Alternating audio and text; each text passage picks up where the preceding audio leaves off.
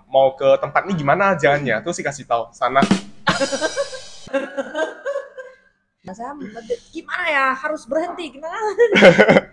Ketika itu ada seorang bapak di belakangnya, dia juga bawa motor, dia pandu saya buka, dan dia tidak minta terima kasih dari saya, dia langsung lewat. Ya guys, welcome back to my channel. Kembali lagi bersama gue Rudy dari Beijing, Tiongkok. Hari ini gue kembali ditemani oleh teman saya, Nining, cewek asli Beijing. Ya. Nah, hari ini kita mau ngobrol-ngobrol lagi tentang topik yang lainnya. Minggu yang lalu kita udah sempat ngobrol tentang topik hal yang dianggap unik oleh Nining di Indonesia. Jadi hari ini kita mau berbicara tentang hal yang dikangen Nining setelah kembali ke Tiongkok. Jadi Nining ini pernah tinggal di Indonesia selama 2 tahun ya. Sekarang udah kembali ke Tiongkok. Jadi hari ini kita mau tanya Nining, apa aja sih yang dikangenin Nining dari Indonesia? Saya pulang dari Indonesia ya sejak tahun 2015. Wah, sudah lama ya. Sudah 7 tahun. Wah, how time flies ya. Jadi ada banyak hal yang sangat saya ingin. Karena setelah saya pulang, 2 tahun tinggal di sana, saya hanya kembali ke Indonesia 1 kali saja, yaitu pada tahun 2016. Beberapa hari saja di sana, jalan-jalan, temuan teman-teman saya, tapi kemudian tidak pernah. Oh, berarti sudah lama sekali ya. Tapi saya juga pernah misalnya mencicipi makanan dari Indonesia yang dibawakan teman pada saya dan lain sebagainya. Tetapi saya tetap merindukan masakan dan pemandangan yang indah di Indonesia. Jadi yang pertama itu masakan dan pemandangan di Indonesia. Nah, masakan dulu nih, kita ngobrol tentang masakan dulu. Jadi makanan apa yang paling disukai Nining? Sebenarnya selama beberapa tahun ini ya saya di Beijing, saya juga pernah coba cari makanan Indonesia. Tapi jarang banget makanan Indonesia di Beijing. Karena di Beijing tidak ada restoran. Ada satu. Ada yang satu yang kecil. Kecil banget, iya. 2-3 meja saja. Iya. Ya kecil sekali. Itu bukan restoran yang besar. Seperti rumah makan ya. Misalnya kayak kedai kecil gitu aja sih. Iya. Dan saya juga misalnya saya suka kerupuk udang, saya juga belinya melalui toko online juga bisa dapat. Saya kalau mau misalnya mau nastar, saya bisa minta teman saya bawa kepada saya. Tapi ada yang tetap saya rindu itu, misalnya kalau avocado, jus avocado campur coklat. Ini favorit gue banget nih, favorit gue banget. Karena sebelum saya ke Indonesia tidak pernah coba itu. Waktu saya ke sana ada seorang teman, dia juga asli Tiongkok ya, dia bawa saya jalan-jalan, dia rekomendasi adalah avocado coklat itu. Nah, Nining pernah coba nggak avocado pakai coklat, terus ditambah es krim, terus ditambah lagi kopi? Kopi enggak. Kopi hitam? Kopi enggak, tapi es krim pernah. Oke, gue rekomendasi Nining buat cobain deh avocado tambah coklat tambah kopi, itu mantap banget. Oke. Itu saya merasa saya bisa sendiri memasak ya di rumah karena avocado ada, coklat ada, dan juga es krim ada, dan kopi juga ada. Ya, tapi tinggal saya cari resepnya ya dari internet sudah bisa. Tapi ada sebagiannya yang misalnya bahan mentah ya, masakan itu susah dapat di Beijing. Misalnya apa? Kalau ikan laut kalau di Beijing selalu frozen. Karena Beijing bukan di pantai laut. Jadi rasanya beda juga frozen sama yang fresh itu. Saya sangat rindu ya ikannya, panggang ikan, saus Sichuan, saus Singapura. Jadi berbagai macamnya ikan lautnya di Indonesia. Khususnya cara masaknya tuh banyak sekali ya kan. Langsung makan di pantai. Gue demen banget sih di Jakarta itu ada beberapa restoran yang ada di tepi pantai gitu loh. Jadi itu nyaman banget apalagi pas malam hari makan di sana. Pas banget. Itu adalah makanan. Kalau pemandangan juga, saya juga rindu sama. Mungkin kalau di Tiongkok ya juga ada tempat tropis. Misalnya Pulau Hainan, dia juga punya pandai, juga seafood itu. Jadi karang-karang itu sangat mirip. Ya, gue pernah ke sana juga. Di Sanya namanya. Iya, itu sangat mirip ya dengan di Indonesia. Tapi ada pemandangan yang lain. Misalnya Gunung Berapi. Gunung berapi. Oh, di Tiongkok nggak ada gunung berapi ya? Mungkin ada juga. Juga ada. Tetapi kalau yang masih aktif, kalau langsung nanya saya apakah ada, kesan saya tidak ada. Ya, di Tiongkok banyak gunung juga, tapi gunungnya misalnya kalau di Beijing lebih mendarat gitu. Iya, jadi bukit-bukit gitu iya, ya kan. Dan juga ada gunung yang tinggi juga, iya. Misalnya Gunung Huangshan iya, ya kan. juga sepertinya. Iya. Tapi itu beda, itu bukan gunung berapi. Saya pernah ke Timur Laut, katanya di sana Arshan ada gunung berapi, tapi itu sudah tidak aktif. Oh, sudah tidak aktif. Iya, jadi saya tidak bisa melihat misalnya ada tanah di mana ya. Jadi saya pernah ke Bandung, Tangkuban Perahu. Oh, jadi lihat kawahnya itu ya? Iya, itu sangat mengesankan. Itu adalah pertama kali saya melihat itu. Dan saya juga pernah ke misalnya Bromo, tapi kasihan sekali pada sore itu. Bromo gue belum pernah ke sana loh. Saya setengah payah ya naik mendaki gunung sampai tengahnya, tetapi tetap gabut. Kasian banget sih. Nggak bisa. Jadi saya nggak mau turun lagi gitu ya. Kan? Saya sempat ngobrol ya sama seorang ibu, dia jual apa saya lupa di pinggir jalan. Saya nanya sama dia, hari ini kenapa gabut ya nggak bisa lihat apapun. Dia bilangnya setiap sore bulan itu. Setiap hari kabut jadi. Iya. Oke. Temen gue banyak yang ke Bromo tuh biasanya mereka ke Bromo terus gimana ya? Pagi-pagi itu mereka keluar terus lihat sunrise. Iya. Iya kan? Ada teman saya mereka bisa mendaki gunung Rinjani. Iya, saya tidak pernah karena di Lombok ya. Ya, saya rasa tidak kuat. Saya pasti tidak bisa sampai ke puncak itu. Jadi ya tidak pernah. Tapi lucunya itu ya, gue di Indonesia nggak pernah manjat gunung loh, nggak pernah daki gunung. Tapi setelah datang ke Tiongkok, gue demen banget daki gunung. Kenapa? Nggak tahu, gue demennya gunung salju soalnya. Misalnya gunung salju di daerah Shangri-La di selatan Tiongkok ya. Ya di Yunnan, di Shangri-La sana. Terus ada lagi gunung salju di daerah mana ya? Di daerah Chengdu sana. Ya kan, sana banyak sekali gunung salju. Ya, jadi berbeda sih gunung di Tiongkok dengan gunung di Indonesia. Ya, sangat berbeda. Silakan ke Tiongkok ya untuk melihat dengan mata kepala sendiri. Kalau berikutnya ada kesan saya terhadap di Indonesia pasti adalah masyarakat di sana yang susah dikopi di Tiongkok. Misalnya, saya merasa masyarakat di Tiongkok cukup bagus, di Indonesia cukup bagus, tapi juga ada bedanya. Ada karakteristik masing-masing. Ya, misalnya orang Indonesia saya rasanya lebih optimis, cara pikirnya lebih optimis, dan itu secara umum. Seperti apa misalnya? Kalau di Tiongkok juga ada yang optimis, tapi kalau secara umum di Indonesia, misalnya ada satu contoh saya ya, suatu hari itu pada musim hujan.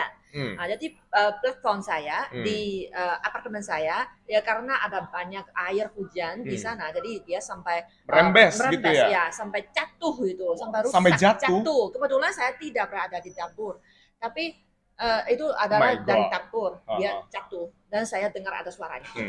Jadi panik dong. Ya, suaranya, kenapa begitu? Wah, saya langsung merasa gelisah. Gimana ya? Bagaimana ya? Saya membersihkannya dan taruhnya mereka semua ke dalam tas plastik. Dan waktu saya mau buangnya ke luar apartemen, saya ketemu seorang satpam di pintunya. Saya bilang sama dia, aduh, coba lihat, ini apa? Itu adalah jenazah. Puing-puing. Dari apartemen saya. Puing-puing dari reruntuhan. Ya, tapi reaksinya, saya merasa sampai hari ini sangat mengesankan. Bagi saya sangat susah masih berbekas diingatan gitu ya kan. Dia bilangnya, bagus dong, langsung terang kan? Bukannya dibantu atau gimana gitu? Itu adalah reaksi langsung dari dia.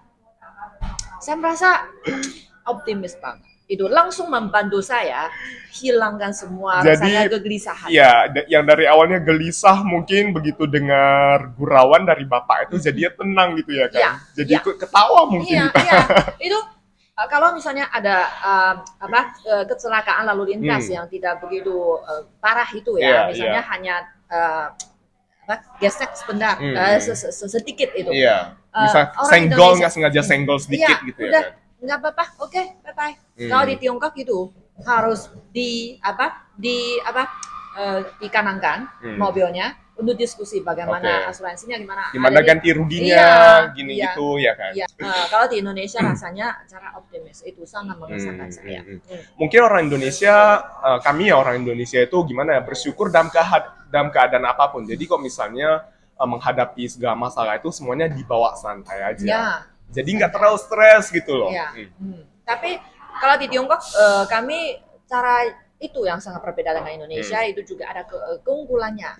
Misalnya kalau ada rumah, ada misalnya pipa airnya, kalau ada masalah itu bisa cepat diperbaiki gitu. Soalnya gimana, orang sini semuanya mau serba cepat sih gitu ya kan. Kalau misalnya menghadapi misalnya ada masalah nih, pipa bocor atau keran rusak gitu, jadi gelisah gitu. Maunya cepet-cepet buat diperbaiki. Gue pernah juga sih. Kalau tidak cepat diperbaiki, kami juga merasa gelisah. Iya benar-benar. Gue udah pernah coba juga. Jadi keran rumah di apartemen gue itu rusak, terus gue tinggal pesan secara online aja sih. Jadi setengah jam datang, 15 menit selesai. Jadi seperti itu. Kami sudah terbiasa dengan efisiensi seperti ini. Kadang karena gue udah terlalu lama di sini, jadi gue udah terbiasa dengan ritme di sini juga. Jadi gue kerja apa aja kadang maunya cepet gitu. Jadi kadang gue capek sendiri juga sebenarnya. Iya. Tapi itu sisi baiknya juga, ada sisi baiknya. Jadi kerjanya serba efisien gitu loh. Sisi buruknya mungkin kadang kita itu gimana ya? Semuanya mau serba cepet, jadi ya udah capek sendiri. Iya, jadi satu pisau punya dua sisinya ya. Iya benar. Dan kalau kesan yang paling mengesankan saya itu bikin saya kangen itu ketiga adalah juga suasana masyarakat di sana. Saya rasa aman. Rasa aman dalam artian apa nih rasa aman? Kalau saya di Beijing juga rasa aman. Maksudnya tidak ada kalau pada tingkat malamnya kriminalitasnya rendah mungkin ya. Kalau saya seorang perempuan, saya juga merasanya nggak apa-apa. Itu yang sama juga yang gue rasakan ya selama di Tiongkok, selama di Beijing. Jadi kalau misalnya gue keluar malam-malam gitu, gue nggak pernah takut juga sih. Di jalanan itu misalnya gelap gitu, jadi gue nggak pernah takut juga. Tapi kalau saya di Indonesia, saya juga tidak pernah merasa takut. Kenapa? Saya tidak tahu. Mungkin saya rasanya hoki, selalu dibantu orang. Karena itu selalu dibantu, makanya saya juga merasa aman. Jadi pengalaman seperti apa yang pernah dialami ini? Itu rasa amannya sangat berbeda ya, itu di dua sisi, dua segi. Kalau di Indonesia rasa amannya seperti apa ya? Misalnya suatu hari saya nyetir ya, itu saya adalah sopir baru waktu di Indonesia. Suatu hari saya bawa mobil, kebetulan ada orang yang bawa motornya, dia melewati saya. Itu tidak sengaja dia bikin spion. Iya, senggol spionnya berarti. Di kiri saya sampai tertutup. Saya panik dong. Rasanya panik karena itu jauh kan, bukan nggak kelihatan jadinya. itu. Jadi nggak kelihatan. Saya gimana ya, harus berhenti gimana? Ketika itu ada seorang bapak di belakangnya, dia juga bawa motor, dia bantu saya buka, dan dia tidak minta terima kasih dari saya. Dia langsung lewat. Langsung pergi aja gitu ya kan. Saya mau ngejar dia, terima kasih. Tapi saya lebih telat ya, karena mobilnya lebih lambat. Jadi gue bisa nangkap ini merasa aman tuh karena misalnya muncul kesulitan apapun di Indonesia, pasti ada yang bersedia membantu meskipun di pinggir jalan gitu. Iya. Misalnya ada kecelakaan, mobilnya rusak, saya melihat ya orang lainnya, dia rusak dan pada malam sekali ya, larut malam, ada banyak orang datang membantu dia. Sama juga sih, gue dulu pernah naik motor gitu jatuh gitu ya kan. Ya terus langsung rame aja sih orang yang bantu ngangkat motornya gitu. Ada yang sandalnya yang di motornya yang jatuh. Jadi naik motor pakai sandal gitu ya. Motor di belakangnya bandu alat pickup. Terus kasih dia gitu, dikejar gitu ya. Itu juga saya rasanya juga. Ini sih lucu sih. Tapi itu saling bantu gitu maksudnya. Tapi kalau di Tiongkok misalnya saya bawa mobil, kalau ada masalah, kalau saya minta bantuan dari sesama sopir, mungkin itu juga susah. Ada yang sebagiannya mereka juga cepat ya, mau cepat, waktunya mau on time, jadi nggak sempat bantu saya. Dan juga ada sebagiannya mereka bersama pengetahuannya sama dengan saya, buta di bidang ini. Jadi mereka tidak tahu bagaimana bantu saya. Makanya kami selalu minta atau telepon dengan bengkel gitu. Minta mereka datang untuk bantu orang profesional kan. Jadi agak berbeda sebenarnya ya. Oke Nining. Terus ada lagi nggak sih yang dikangenin dari Indonesia? Masih ada nggak? Ada satu. Apa lagi? Satu itu adalah senyum dari orang yang kita kenal. Oke. Memang orang Indonesia murah senyum. Kami orang Indonesia murah senyum. Misalnya saya punya akun Facebook kan. Akun Facebook, YouTube, jadi selalu komennya selalu senyum, selalu kasih semangat pada saya itu ya. Jadi saya dari banyak semangat dari mereka. Dan kalau waktu di Indonesia juga mereka selalu senyum sama saya, meskipun orangnya saya tidak kenal. Misalnya di satu elevator ada seorang ibu, ada seorang bapak, mereka waktu mereka datang mereka selalu senyum sama saya. Dulu pertama kali saya ketemu hal seperti ini ya, saya merasa saya juga senyum kembali, tapi waktu itu di dalam hati saya lagi pikir, apakah saya pernah ketemu ibu ini? Apakah dia adalah kenalan saya? Tapi saya lupa. Itu kurang hormat, kurang sopan. Jadi dibalas nggak senyumannya? Dibalas, tapi saya lagi pikir, apakah saya kenal dia? Kenapa dia senyum sama saya? Gitu. Jadi budayanya berbeda ya? Karena di Tiongkok jarang ya. Jarang. Jadi begitu Nining kembali ke Tiongkok, kebiasaan seperti ini terbawa nggak sih sampai ke sini? Misalnya ketemu orang nggak dikenal gitu loh. Jadi di satu lift gitu, misalnya Nining sama gue nih nggak kenal gitu. Waktu saya baru pulang, saya selalu. Ini hal yang kemarin terjadi sama diri gue. Jadi gue ke kantor, terus gue naik lift ya, terus ada satu orang, gue rasanya kenal gitu loh, kenal nggak kenal, kayak dulu pernah kenal gitu ya kan. Terus gue senyumin gitu, jadi kayak canggung banget, gue senyumin terus, jadi canggung banget rasanya gitu. Saya punya pengalaman sepertinya. Misalnya waktu di Indonesia, saya masih belum terbiasa dengan senyumnya dari orang yang tidak kenal. Ada orangnya kalau senyum sama saya bisa pastikan saya tidak kenal dia. Reaksi saya yang pertama adalah, oh kenapa ya? Apakah di pipi saya ada sebutir nasi misalnya, atau kosmetik saya kurang sempurna atau gimana? Jadi saya diam-diam bawa HP saya untuk lihat. Oke kan? Nggak ada apa-apa sebenarnya kan? Iya. Okay. Tapi lama-lamaan saya sudah tahu itu adalah budaya di Indonesia. Saya sangat suka budaya seperti ini. Iya, jadi orang Indonesia memang terkenal ramah sih, penuh dengan senyum. Ya, di Tiongkok juga misalnya pelayannya bisa senyum sama kamu, dan kalau teman bisa. Ya, kalau memang sudah kenal tuh ya kita ketemuan pas-pasan di jalan itu ya senyum sih. Iya. Tapi kalau orang yang tidak kenal, kalau kami minta bantuan dari mereka, mungkin bisa dibantu juga, tapi belum tentu mereka bakal senyum dulu. Jadi orang di sini tuh nggak ada basa-basinya ya, memang dibantu. Misalnya gue baru ke sini tersesat gitu, nggak tahu jalan, terus dikasih tahu, gue tanya jalan kan, mau ke tempat ini gimana jalannya, terus dikasih tahu sana.